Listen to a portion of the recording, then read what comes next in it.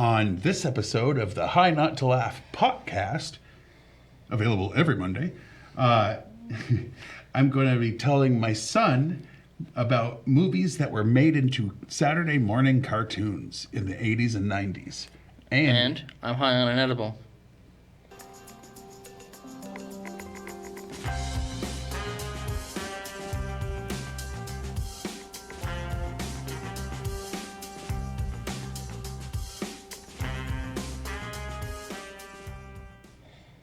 All right. Well, I want to introduce myself. I'm your host, Craig, and to my right, as always, is my co-host, the pen to my teller. Hey, I'm Jason. Yeah. And basically, whatever we talk about, he's on an edible and he's feeling it. And we talk about something. That's basically it. We've talked about some cartoon stuff before, but... And some movie stuff. Yeah, it's true. All right. Well, these are... And I've got enough to do a second episode. So if you like this, let me know and we'll come back with a part 2. Heck, if I like it, I don't care if you do. Yes, we do. Like and subscribe. We care. Well, yeah, okay, that part. But, if I enjoy it more than you do, we can still do the second part. That's true. As long as enough people like it. Anyway, the first one I'm going to talk to you about is Back to the Future, the animated series. Yes. It takes place in 91, and it happened in 91. The Browns, Doc, his wife Clara, and their sons Jules and Vern, and their dog Einstein, have moved back to the 20th century. The lady who played his wife in part 3, Mary Steenburgen, plays Clara in this, and Tom Wilson voices Biff again. They're the only two that voice the animated versions. Doc Brown's not in it? Doc Brown does not voice it. It's not... Oh, it's like interstitials, right? Yeah, he does wraparound stuff. Ah, lame. Christopher Lloyd is in the live-action bumpers, and at the end, he shows up with Bill Nye, and they teach kids science at the end of every episode. This just gets worse. Well, and it's canon to the movies. They made sure to try to not screw up the timeline and I appreciate that, but it can't possibly screw up the timeline if I don't watch it. But I have it, and it's something that you should... I think you'd actually like it. I watched the first episode. Anyway, the second one I'm going to tell you about... Well, that's what I was going to say, is if you have comments about what you've seen and, what didn't you like about it? It didn't fit for the animation for me. I didn't like it. It is kicked in, hasn't it? Oh, it has. Good, because that's kind of the point, but... But, no, none of it quite fit for me, and it wasn't my thing. All right. The next one is Ace Ventura, in which Ace Ventura continues to tackle cases that involve stolen or missing animals, usually arriving at the solutions by a pure fluke as he blunders his way through. It aired for 2 seasons from 95 to 97 on CBS, and a 3rd season and reruns aired on Nickelodeon from 99 to 2000. I'm just going to go out on a limb and say Jim Carrey didn't voice Jim Carrey. No. I didn't think so. There were 3 Jim Carrey movies that had their own series at the time, but we'll get into that. Crossovers with each other, right? There was between 2 of this them one that and The Mask? No, it was this one and Dumb and Dumber crossed over. Well, either way, here's the thing. I don't think that a sequel to this movie was necessary, let alone an animated series. Well, and here's the thing. He stumbles and bumbles his way into the answer. No, he was actually a good detective. That's not what that character was. Dumb and Dumber, he could be Dumble and Fumble and Bumble or whatever, but... But, he noticed that little gem in the bottom of the tank in the first one. He's the monk of pet detectiving. He's also the only of pet detectiving. Well, he's the only one we need. He gets it all done. Now, here's one that I know you've heard enough about, and I think you've seen a little, and you just had no liking for it. Yes. Beetlejuice. Okay. Here's what it says. It's loosely based on the 80s film. Very loosely. It was developed by director Tim Burton, who also executive produced the cartoon. That explains all of it. Well, The series follows Lydia Dietz and her best friend Beetlejuice and their adventures in the mortal world and the netherworld, a supernatural realm inhabited by various monsters like those sandworms. Yes. So if you haven't seen the movie, Then fine. I haven't spoiled it for you yet, but I'm going to. Lydia is not best friends with Beetlejuice. She never shares the screen with Beetlejuice. Yes, she does. Barely. He tries to marry her. Well, okay, but like, not in a friendship way. I mean, At no he was point weird was for a he 15-year-old way. Like, no, it was not okay. The relationship that they had in the movie was she was the innocent girl that the demon tried to be with. I mean, he was a ghost, not a demon. I mean, he's a little more than a ghost. He's the ghost with the most. Did you not watch the movie? The goose is loose. No. Or the juice is loose. He said the ghost with the most. Like, that's his catchphrase. Yeah, but he's more. But basically, you know what it is? The Grim Adventures of Billy and Mandy. Yeah, that's good. Without the Grim Reaper, it's Beetlejuice. And without It's Billy. basically, right. But it's basically that premise. So if you can take yourself out of it's supposed to be Lydia and Beetlejuice, it's fine. Yeah, if you watch it on mute and episodes- skip the first part where it sings the theme song or whatever, The episodes are great. I don't care. They just don't line up with the show. It's not okay. Anyway, Teen Wolf was somewhat based on the name only. Instead of living with just his father, Scotty now has grandparents and a little sister that live with them. The town is not Beacon Town, it's Wolverton. The whole town is obsessed with werewolves, and no one knows he's a werewolf, which is weird. So he doesn't play sports. The whole plot of the first movie was he turns into a werewolf in front of everybody and becomes like the hero of the town. It's basically And his this movie grandfather Spider-Man. basically walks around just as a werewolf. And nobody knows? Right. He like tucks in his tail and stuff, but he's always Tucks in his tail. Listen. That undoes big dog ears and claws? Shh. Don't try to. It's Teen Wolf. Snout? He doesn't have anyway, I liked the show, but not canon. It Good. is. Here's an interesting fact. James Hampton, who played his dad in the movie, was the only one to voice a character on the cartoon. Okay. So Howard, what's his name? I can't even see it. I think it was like Harold Howard or something like that. Okay. Well, it's Scott Howard. I know it's the last name of Howard. But anyway, there was a voice actor strike, and it caused the second season to only be 8 episodes instead of 13. And that was the last season. So there's only 21 total episodes. Good. That's too many. No, it's actually a fun show. It's just, again, you have to get past, it doesn't line up. Yeah, if you're a fan of the movies, which are awesome, don't watch them. If you're just a kid who has never seen the good movies. I loved werewolves. It was werewolf stuff. How old were you? I mean, you like Night of the Living Dead because you like zombies. You also like zombies versus plants or whatever. Plants versus zombies. Like, and if you don't think that's the ridiculous, dumb version of zombies, come on. Anyway. Disrespect. Star Wars had 2 in the 80s, and there's a shot of both. It's droids. droids, and it was Star Wars droids and Star Wars Ewoks. Anthony Daniels voiced C-3PO. Ewoks was the adventures of Wicket and his friends on the forest moon of Endor during the years before Episode 6, Return of the Jedi. Unlike the films, the characters speak English instead of their native language because it'd be a lot harder. Like Bip-Bop or whatever? Well, whatever they were all... No, the Ewoks, not the droids. No. Like, they didn't... Well, what's his name? Always spoke English. No. C-3PO didn't speak English? Okay, not the droids. We're talking about...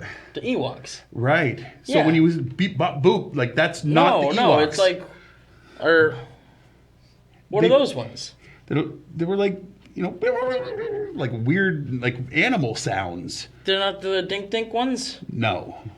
The dink-dink ones. Well, that's the only thing I can think of. Well, you're thinking of Spaceballs. No, I'm not thinking of Spaceballs. I'm thinking of the thing they did in Spaceballs for those things. They're not Jawas. Jawa. Okay. They're Ewoks, the little furry bear guys.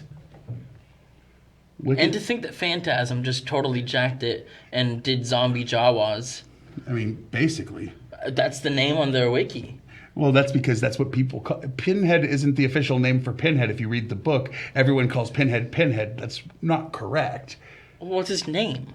I guess that's like if we called Freddy, like, Burnface or whatever. Yeah, basically. And it's like, hey, glove hand burn face guy. Like, no, that's a bad name. That's terrible. All right, now here's one that I really think is a great show. And how long it lasted, I'm not the only one that thinks so. The Real Ghostbusters.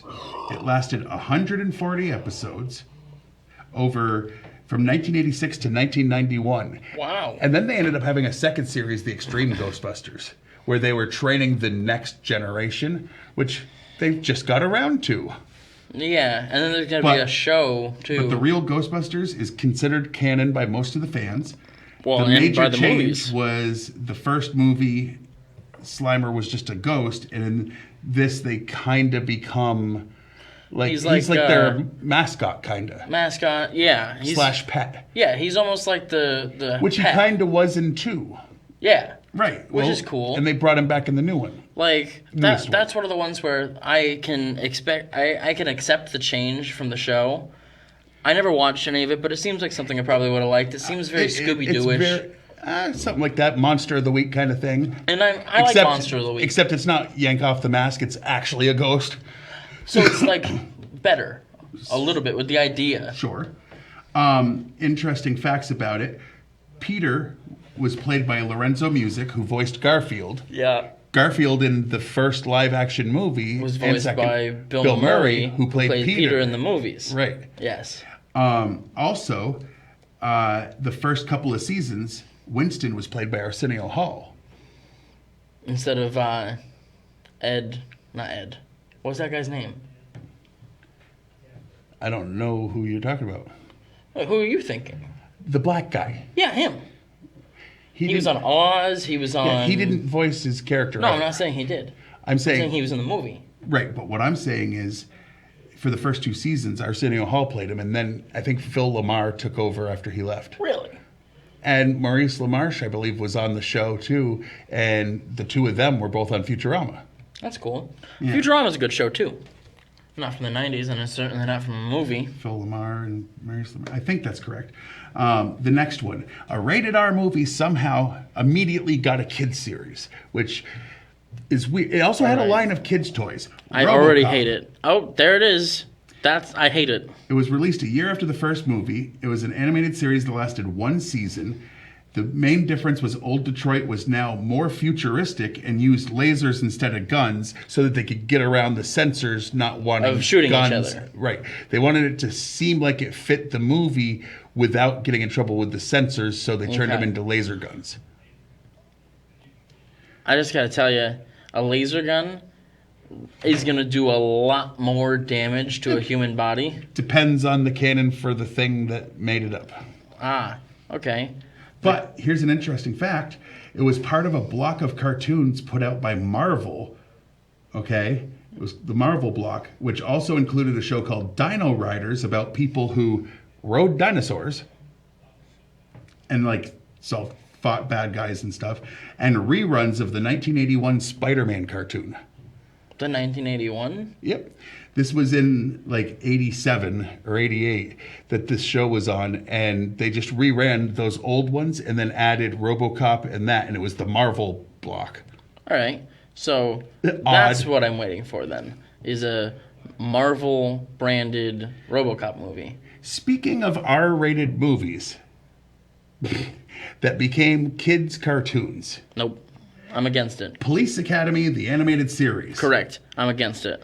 Captain Harris bungles... to be fair, he didn't like any of the sequels to it because he's like, it's an R-rated movie. For this one? Part 2 was, PG-13, and then they slowly went down to PG and then G eventually. Yeah, no, it was a fairly raunchy adult comedy about a bunch of cops going and training, like a bunch of civilians basically becoming cops, and then it was just raunchy comedy with sexual jokes and swearing, and definitely some people getting Well, in hurt. this, Captain Harris bungles an investigation, and his punishment is to go back to the police academy and work with new recruits and characters from the original movies, but none of the voice actors were the original people.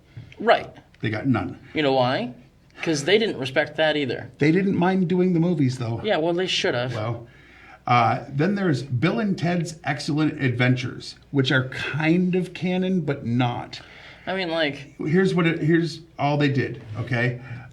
Bill, Ted, and Rufus, a man from the future, travel throughout time to make sure history happens as it should, more or less. It's Right. funnier versions of it. It's kind of like that show I keep telling you about with, what's his name, going through time and trying to fix things. Quantum Leap. Oh, okay. I was going to say, this sounds Not like... Sliders, it's Quantum This sounds like a Peabody and Sherman. Well, it's more of the other. And the last one I got here, Problem Child, had its own animated series. I liked the two movies. You seemed indifferent about the second one. I mean, the second one's fine. You liked the first one The first more. one's better. But 10-year-old Junior continues his evil adventures with his dad, Little Ben Healy, and his new friend, Cindy, in Tow Valley and make life pure hell for those who get in his way. Gilbert Gottfried was the only original cast member to voice his character. Okay. I've got one problem with this show. Well, would you like to hear some of the interesting names that also were on the cast list? Is it going to make me mad? It shouldn't. Okay. Nancy Cartwright. Okay. You know who I that had is. to connect that in my head, but yeah. Bart Simpson. Bart Simpson, yeah. Uh-huh. John Astin, as in the black and white... Gomez? Yeah, Gomez. And Brad Garrett. Everyone Loves Raymond, the tall brother. Oh. The tall... The older He's brother also with the sunken Jimmy's eyes. John's commercial guy. Yeah, I always thought that was Vince Vaughn. He was also, if you remember the last time we talked about cartoons, the voice of the Hulk Hogan character in the Hulk Hogan cartoon. Brad Garrett was. Okay. And They could have, instead of that, just done Dennis the Menace. Because Problem Child as a cartoon Dennis the Menace was a cartoon, though. is basically just Dennis the Menace. No, Dennis the Menace is way less harsh. So they could have just harshed him up. But they didn't need to dull down Problem Child for a cartoon. Anyway, so just quick recap. Back to the Future, no interest. No. Ace Ventura. I could see myself watching it, but I'd grow mad. In this way, you should watch an I don't know. episode to see how That's you the feel. problem. It's like 2 shouldn't have happened, so I can't condone a show. I think Beetlejuice is good, Bad. but not good for Not good for canon. translation. Not good. Teen Wolf was fun, but not even the same I wouldn't. thing. Star Wars droids I mean, and Ewoks were those basically are both canon. canon. Yeah. So I could forgive them. I don't know that they'd be for me, but they seem They made a very droids childish. movie that I actually really enjoyed as a kid in animated. In that show? Yeah. That makes sense. The real Ghostbusters was great. What do you think? I liked the couple episodes I've seen. Okay. RoboCop, you were mad. Police Academy, you were mad. Bill and Ted, I could see that working. okay. And Problem Child, you just said clearly no. Yeah, so that's a very much don't agree with the things With that they've most done. of them. Yeah. All right. Just well, top of the line, don't make an R-rated movie and then make a show for children. wait till he hears the second list. There's another R-rated movie that got... Like, anyway. the worst of them all is the fact that they've got a RoboCop show. Did they watch that movie when they made that show? They made toys for the kids, too. Unacceptable. Well, and that I guess that's the end of High Not to Laugh podcast for this week. I've been one of your hosts, Craig. I've been Jason. And as always, you can't complain when you've got Mary Jane.